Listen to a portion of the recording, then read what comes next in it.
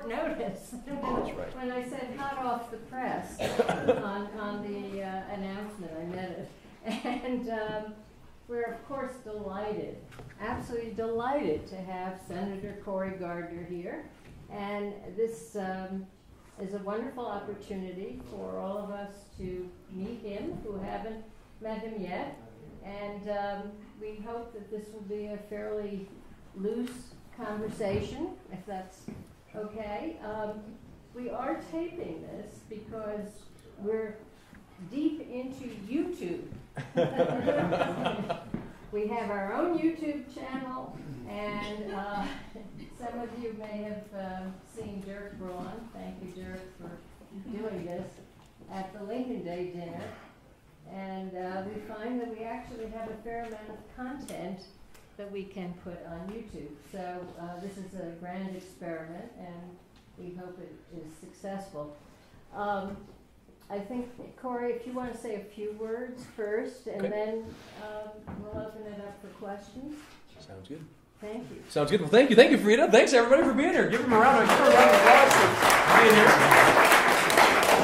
I appreciate so much because those of you who I haven't had a chance to meet, I look forward to continuing our conversations beyond today. But those of you who are so much a part of our efforts, last year, I believe when we came to Peter and Frida's house, we said that we were going to retire Reed. So thank you for retiring Harry Reid. We've got another incredible opportunity coming up in 2016 to build on the successes that we have achieved, to grow our opportunities, to make sure that we are putting people in Washington who actually do the right thing, who grow opportunity, free markets, and our values that we hold, limited government, and how we can create a better way forward for the people of this nation. And it's also great to see some other people here. Piper, raise your hand. Yeah. All right, now I know that's right.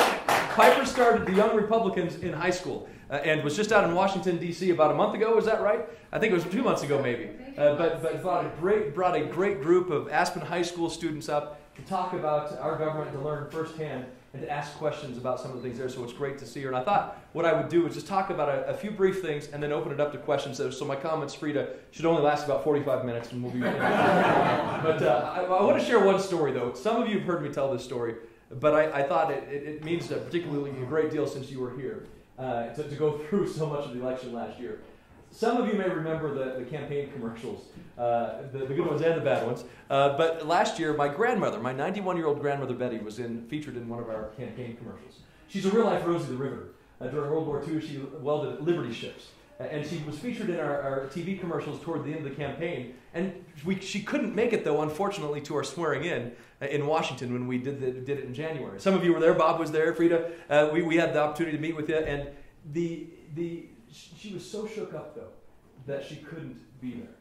And she started calling us like every half hour to apologize, and I felt so bad.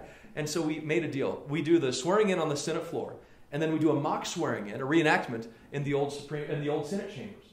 And so we called the Vice President's office up, who carried out both the official and the reenactment swearing in, and we said, "Would you mind calling my grandmother during the reenactment?" And so the Vice President agreed. And so we went to the reenactments, and after we did the picture with the family, mom, dad, our children were there, and I dialed the phone and I handed the phone to the Vice President. This is how the conversation went. "Hi, Betty. This is Vice President Joe Biden. I'm standing here with your grandson, Cory Gardner. I've just sworn him in." And I hear him say, "Oh, no, that was me. I'm here with him." And he hands the phone back to me. He's laughing, and he says, "Your grandma just told me she didn't have time to talk to me on the phone because she's busy watching her grandson get sworn in on TV." Now, so that's grandma, right? And she calls me up a few minutes later. She's panicked. She says, "Was that really the Vice President?" I'm like, "Yeah, that was the Vice President." "Well, you have to apologize."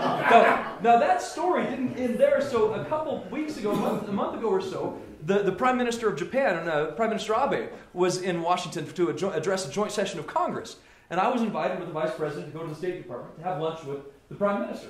So we're sitting there, and after the dinner is over, the Prime Minister leaves. I went up to the Vice President. I said, "Mr. Vice President, I just wanted to thank you again for calling my grandma."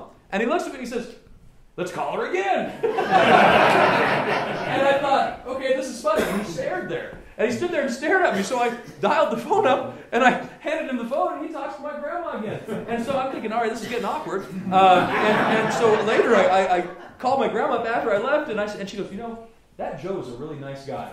So I call him Vice President. He's Joe to my grandma. But anyway, I thought I'd share that. There's three things that I thought were important to talk about. Number one, what we have to do to continue creating economic opportunity across this nation. Last year we talked about the fact that people are working harder and harder each and every day, and they feel like their opportunities are slipping further and further away. They're watching their hourly wages decrease, they've watched their incomes decrease, and they feel like the American dream has slipped out of reach. And thanks to your help to put in a majority in Congress and the Senate, the House and the Senate, we are making a difference. If you look at where we have come in the past 6 months, we have voted on over 150 amendments on the Senate floor. You know how many amendments they voted on last year? 14. 14 amendments. We have now not only voted on more amendments than they did last year, in the first 6 months of this Congress, we have voted on more amendments than they did in the entire 2 years of the last Congress under Harry Reid's leadership. We passed for the first time since 2001 a balanced budget out of the House and the Senate. The first time since 2001. We have cut discretionary spending back to what I like to call pre-Pelosi era. We have cut discretionary spending back to 2008 levels, the EPA down to 1989 levels, and we will continue to do more. We have fixed a Medicare reimbursement rate problem that's existed for 20 years. We fixed it along with the first steps of meaningful entitlement reform that the Congress has been able to do in decades.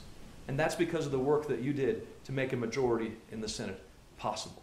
But all of those things lead to one thing: greater opportunity, greater freedom, greater opportunity for innovations and entrepreneurs of this country, about how people will be able to lift themselves up and out of poverty to create opportunity for themselves and their family.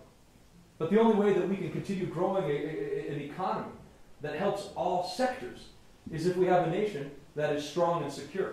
And I will tell you right now that we face significant threats from a president who has neglected the basic security values of our nation. Whether it's trying to allow Iran a legally sanctioned pathway to a nuclear bomb, or whether it's deciding that he will turn our backs on the greatest allies this nation has. We are this close to having an army that is back to the same size it was prior to World War II, as we face increasing threats from North Korea, from Iran, from terrorists in Yemen, Russians who decide they're going to enter into Ukraine and threaten Eastern Europe, a China that's on the rise and building bases out of the ocean and placing armaments on them. And so we have to stand strong and make sure that when we vote for that next majority in the United States Senate, that next White House, that we are voting for people not only who focus on the economy and economic opportunity, but who once again restore the security and strength of our nation. The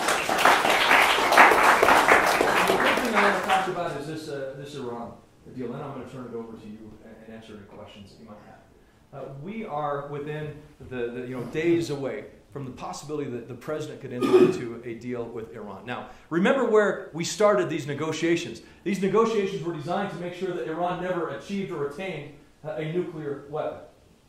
And here we are today with the framework that they've already released that would basically allow a 10-year timeout, and then after the 10 years is up, a short breakout period for a world-blessed nuclear weapon, with a nuclear infrastructure that's actually larger than the one they start with today. We've already read in the New York Times that they haven't lived up to their terms of the nuclear stockpile. We've already seen where Iran disagrees with the basic terms that Secretary Kerry has negotiated on inspections on demand, on possible military dimensions of their nuclear research. And they think that giving Iran a 10-year timeout is a good idea. Well, I'm here to tell you that this is a bad deal. And the president's greatest opportunity for leadership is to walk away from this bad deal, and he needs to do it now. So, I'm excited about the opportunity we have in 2016, and I'm sure we'll talk a little bit about that. But let me just say this: Hillary Clinton's numbers are not good. They're not good on leadership, on trustworthiness. Independent voters aren't supporting her, and she will not drive the same kind of turnout that Barack Obama did back in 2008. And I know we've got a lot of candidates, and I know that's a frustrating thing to some people, but the fact is we have people who are willing to lead this country. And over the next several months, over the next year, we are going to find that candidate who will beat Hillary Clinton. And in the process, I believe we're also going to win the Senate seat in Colorado in 2016. So I'm happy to turn it over to you and answer any questions for you that you might have. But one more thing, congratulations to the Pitkin County Republican Party on winning the parade again this year. Good job.